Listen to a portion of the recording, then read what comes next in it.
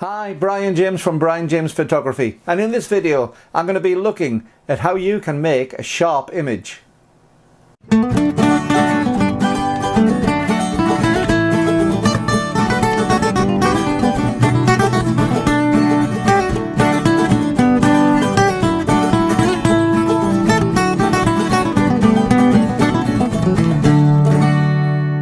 Hi, Brian James, that Micro Four Thirds guy again, once again from Brian James Photography, and I'm up here in sunny Cumbria, and it has been sunny, it's been fabulous today.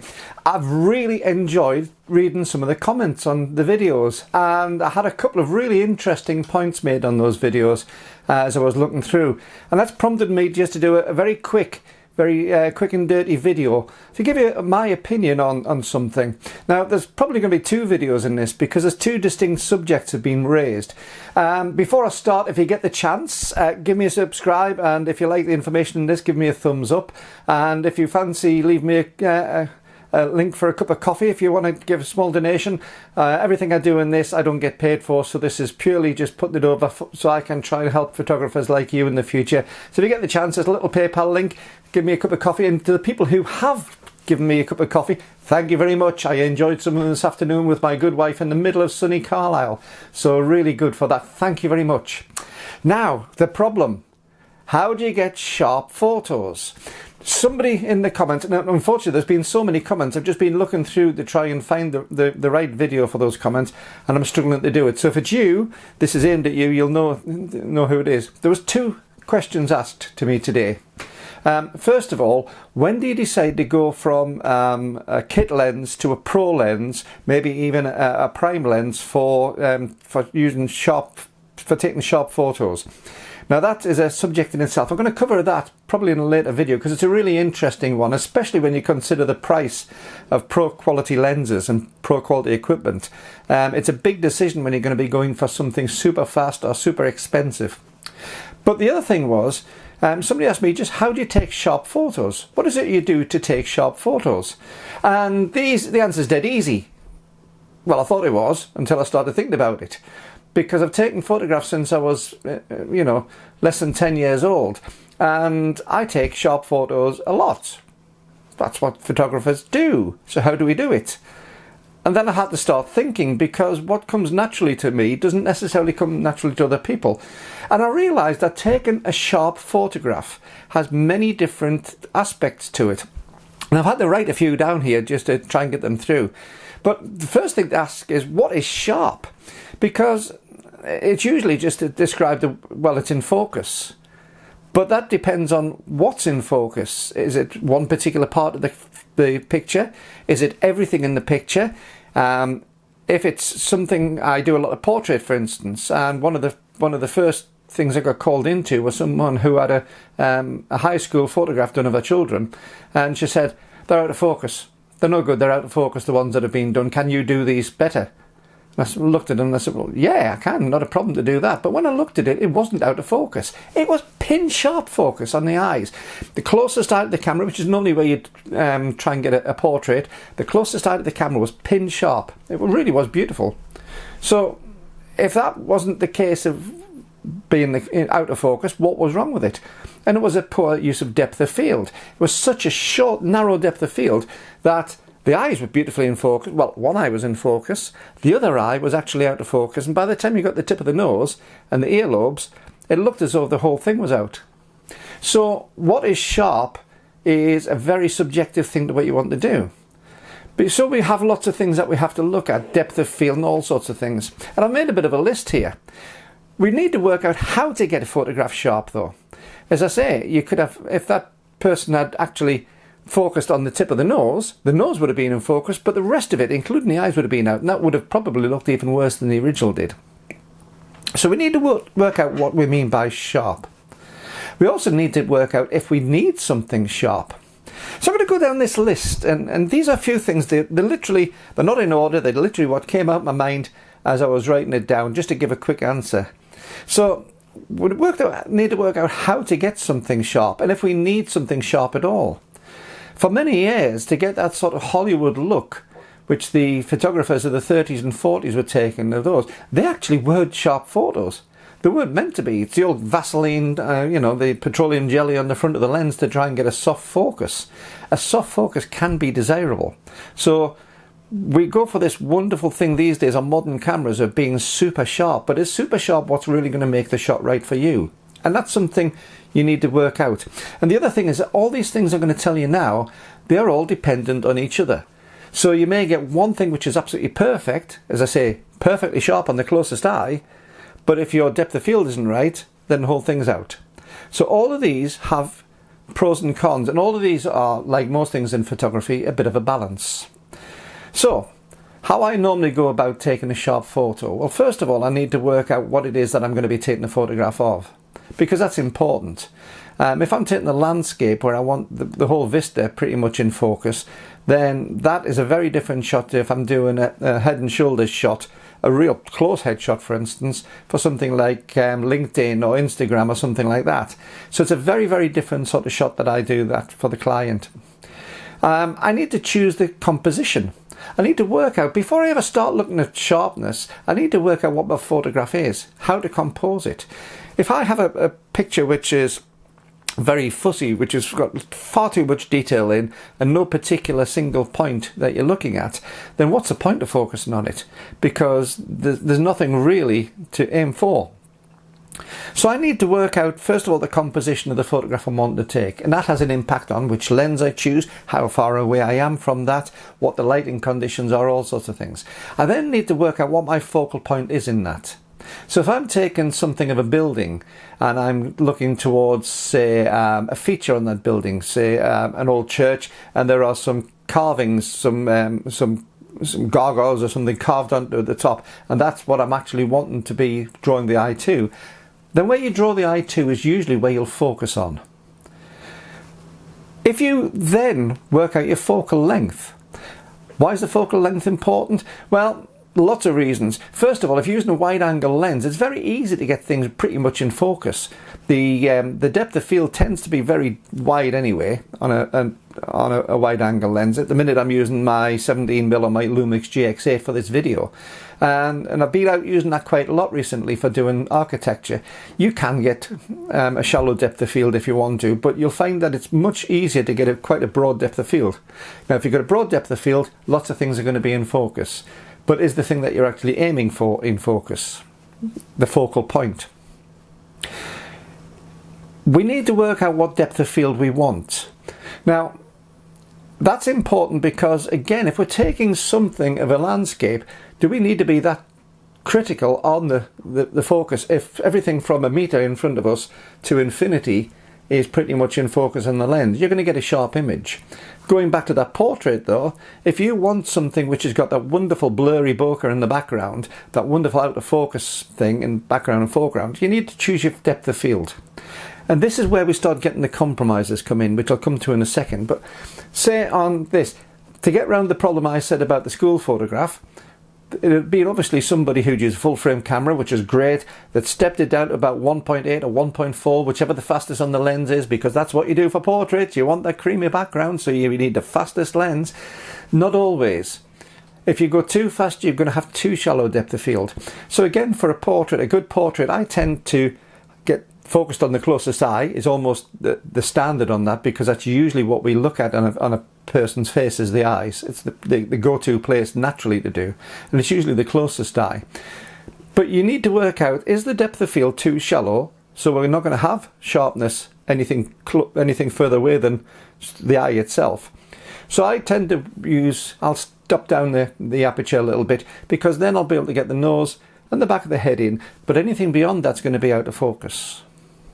Now that really works well for me. It may not be the image you're wanting though. If you want some of it out of focus, like the back of the head, because that can be right for your image, then that's what you go for. But this is where it also comes into what we need to do to adapt. We need to look at the aperture that we choose. We need to look at the shutter speed that we use, and also the ISO. Now let's stop the ISO first. If we try and use too high an ISO, not only do we get noise, but that noise also creates a lack of sharpness, a lack of definition. So really what we want to be doing is trying to get, as in most photographs, the lowest ISO possible. And in all of these things, to really get a sharp image, you need light. Like any photography, the more light you have and the more light you can use, perhaps more importantly, because just having lots of light doesn't necessarily make a good photograph. You need to be able to use it properly. But having sufficient light is going to give you options. It's going to give you choices. And by bringing down the ISO to a more manageable level and getting rid of the noise, you're also increasing the definition. And that helps because that's also what you perceive as sharpness. Now there's two other things on that. There's the aperture itself, and we've talked about the depth of field, but the aperture has another job on that as well, because most lenses, when they're fully open, when they're at the extreme, they start going a little bit soft. So I usually use, on the Micro Four Thirds, I usually use an Olympus 45mm f1.8. I think it's a fabulous lens, very inexpensive, beautifully sharp lens, but usually I'm not shooting at f1.8. Even to get a creamy background, because what I can do is I can use the distance between me, the distance between my subject and the background, and move that. But I'll be shooting probably about f2, f2.8, maybe f4. And what that does is you get closer towards the f4, most lenses have something of a sweet spot, and it's usually not fully open. And I don't go down the technical tests on this. If you want to see the technical tests, there's loads of other videos out there, absolutely fantastic tests done on almost all the lenses that I could possibly mention. Go have a look on YouTube for some of those. They do it far better than I do. But from a practical point of view, if I'm shooting about f2.8, f4, somewhere around about there, I find that the image sharpens up considerably. So again, to be able to do that, you need that little bit extra light over fully open. And again, if you want to do that at a very low ISO, the base ISO on the Lumix and the Olympus, for instance, is 200 ISO.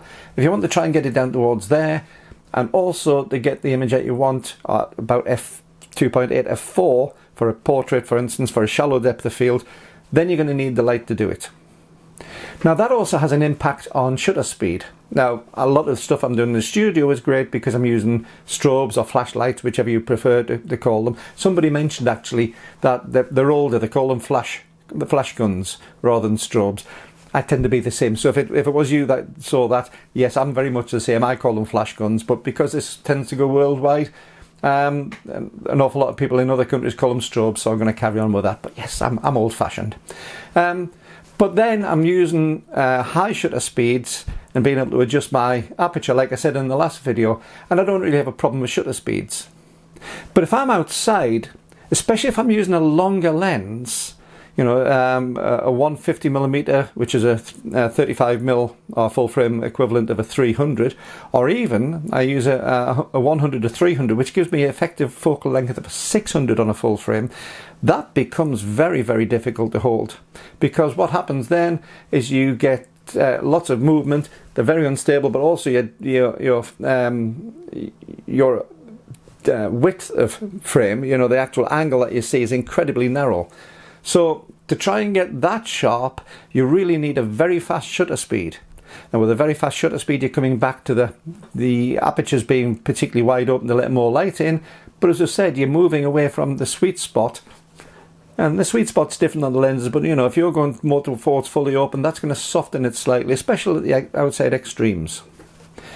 So we need to work out other things. So to get a sharp shot, you need to start considering bracing yourself and bracing your camera. It's all very well standing there very unstable and wobbling around, especially if it's a bit windy, if you're a bit unstable. But really you need to get yourself braced against something. You need to bring the camera in tight and hold it properly and stop the camera movement. And again, a high shutter speed is going to help that. Consider the lens you're using. If you have to use a telephoto lens, would it be actually better to make the effort and move closer to the subject that you're doing? If you can get closer, you can use a lesser focal length, and you can really bring that in an awful lot, and that's going to give you more stability and more ability to get a sharp shot. Also, consider the output medium. Do you really need to have a super sharp photograph? If you're uploading photographs onto something like Facebook, it doesn't matter what you do, Facebook is going to compress those photographs down, and it's going to naturally, because that compression naturally softens some of the image. So sometimes you might be actually striving for a super sharp image when you don't need it. Of course, if you're going to be taking something and blowing it up to a 36-inch print, you really need super sharpness on that.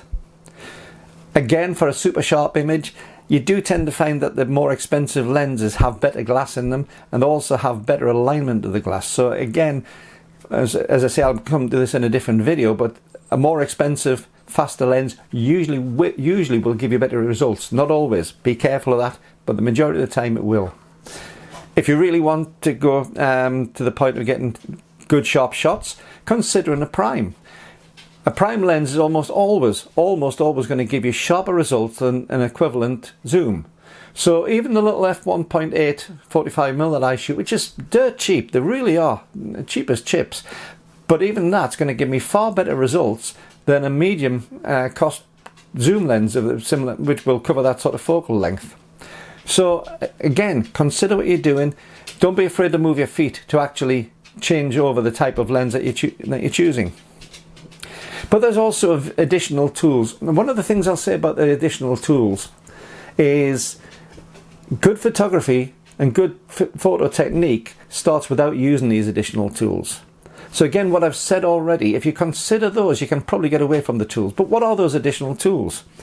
Well, we're blessed with some fantastic things such as in-body image stabilization, IBIS, or optical image stabilization on lenses, or a combination of both.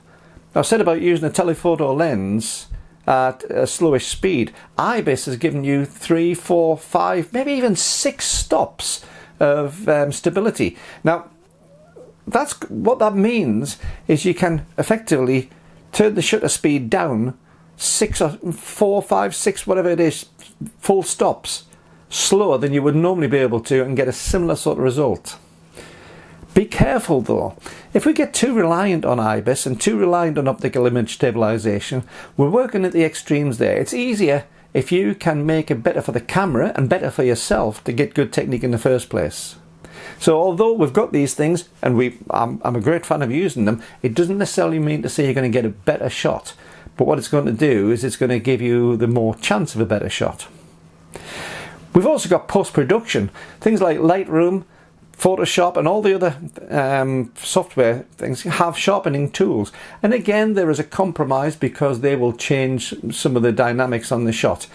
It's better to get it as sharp as possible in camera because you can't make a silk purse out of a sow's ear, they say, and that's true in photography certainly, but it does give you the chance of redeeming something.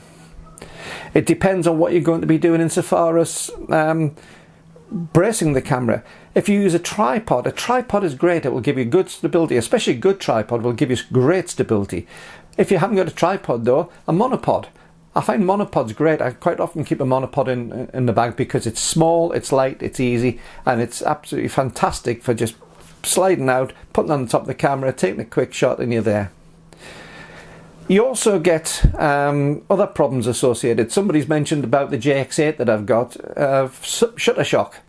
It is a problem, but I've heard good and bad. I've never experienced shutter shock on this camera. I've had it a couple of weeks now. I've used it with a variety of lenses, and some of the reports I've seen are quite critical of the camera for shutter shock.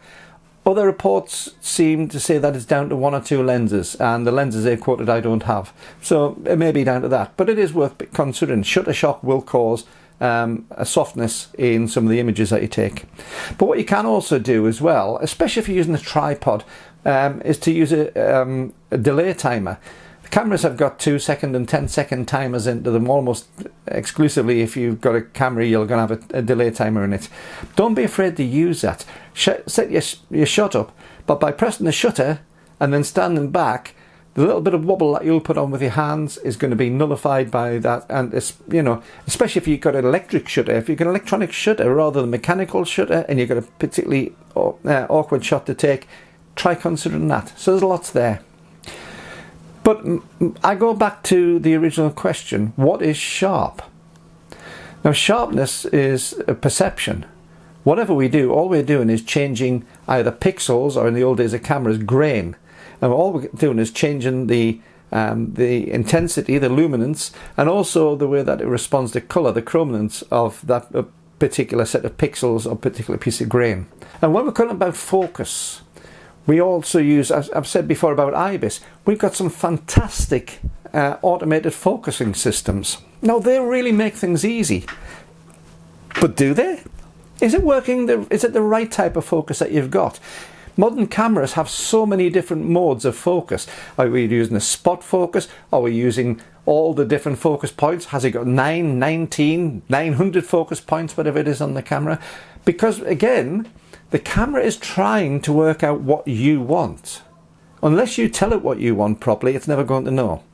So again, what I tend to do, especially if I'm doing portraits, I will, on the modern cameras, use eye recognition and facial recognition because they are very, very good. But there are complications when you get multiple people, when you've got a face which isn't fully on and you only get a part of a face rather than the full face. This still will trip a camera up. So don't be afraid on those to actually change it over yourself. Don't be afraid to take over and maybe shoot manual. And again, I tend to find that manual shooting is great, especially when you've got some of the assistance guides on. On the Lumix, and for instance, you get a nice sort of blue halo as to the edges which it's focusing onto. So I'll use that quite often. But my favourite thing is using a spot focus. I'll tend to use a spot focus, a small spot, and I'll move it to where I want it to be. And I like the idea of focus and recompose. So I'll actually focus on what I want and recompose the picture. Another way around that is to actually use back button focus. Can't say any. Back button focusing, where you're using the AEF button on the back to get the focus and then pressing the shutter release to actually take the shot. There are lots and lots of techniques. The biggest one though, and the biggest, most important one of how to get sharp photographs from me more than anything else, isn't the technical side. It's not even knowing about ISOs and ISAs and whatever. They will help. What the most important thing for me about getting a sharp, good image is, take your time, use your eyes. Too many people will try and rush a shot, the dash in, the rush a shot. Now that causes problems as well because cameras do take a certain amount of time to actually catch up with you. Some of these Micro Four Thirds cameras are so unbelievably rapid on the autofocus, so unbelievably rapid on the metering, that you get lulled into a false sense of security. But give it time. Unless you are taking a real action shot which you can't do much about and you've got to be there for that particular instant, work out what you're going to do. Take your time on it. Take your time to focus. When you do if you're using autofocus, allow the camera to catch up properly, do its beep, and then take your shot. But do all the prep work. Again, it's like any specialty, any medium. Do the preparation work first, and it's going to come and help you in the long run. So, sharp focus, yeah, we need it. But you need to define what focus is, what sharp focus is. You need to define what you're going to be using. You need to define where the limitations of the equipment that you've got are going to take you. You need to work out the best way for you to get the shot that you want. And you also need to work out if being super sharp is what you really need. My name is Brian James. I hope you've enjoyed this. I hope it's been useful for you. If you do have any comments, don't forget to leave them below, because I do read the comments the best I can. I don't expect everybody to agree with me, and that's fine. I'm a photographer, and I'm previously a professional photographer. I'm restarting my business at the moment after COVID, but what I am is an amateur at the moment who's got a fascination for cameras and for photography, and quite a bit of experience behind me. But I also know that I'm also not perfectly right all the time, and I can be wrong. And my opinion is that. It's my opinion, and doesn't mean to say that your opinion, even if it's different, is wrong. So if you have enjoyed this video, please give me a thumbs up. Please hit the subscribe button. Thank you to all the ones who have subscribed. It really does mean a lot to me. The subscriptions have gone up a lot. People are watching these videos. And if you find them useful, let me know as well, because, you know, it really is, it's a difficult thing. I'm not used to being on this side of the camera for a start. I like being on the other side.